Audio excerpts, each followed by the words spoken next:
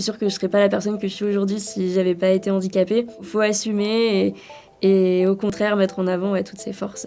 Bonjour, je suis Charlotte, j'ai 30 ans et je suis entrepreneuse.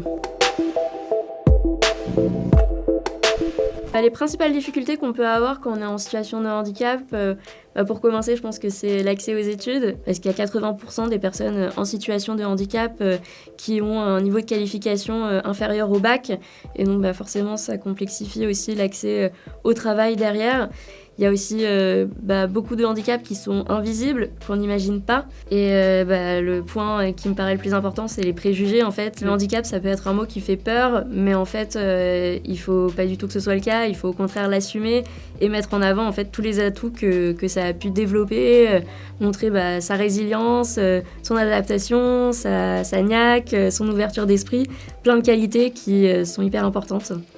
La RQTH, c'est la reconnaissance de la qualité de travailleur handicapé. Moi, je l'ai toujours affiché sur mon CV parce qu'il faut savoir que les entreprises de plus de 20 salariés, elles ont l'obligation de recruter 6% de personnes en situation de handicap. Du point de vue des entreprises, je pense que ce qui est important, c'est de sensibiliser les collaborateurs, d'insister sur le fait qu'un handicap ou d'avoir la RQTH, c'est pas un frein, que ça n'empêche pas d'avoir une belle carrière et peut-être justement de faire témoigner des personnes qui ont eu de belles carrières et qui sont en situation de handicap et de montrer qu'il n'y a pas de problème.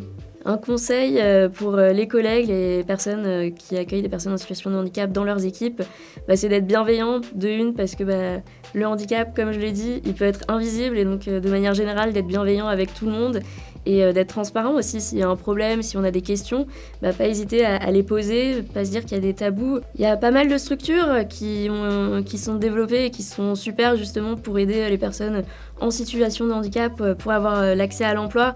Je pense Cap Emploi qui est là, il y a l'AGFIP aussi qui aide et qui accompagne les entreprises pour les adaptations de postes de travail, les déplacements domicile-travail. Et pour les étudiants, moi je vous recommande l'association Tremplin par laquelle j'ai été accompagnée en fait au long de mes études.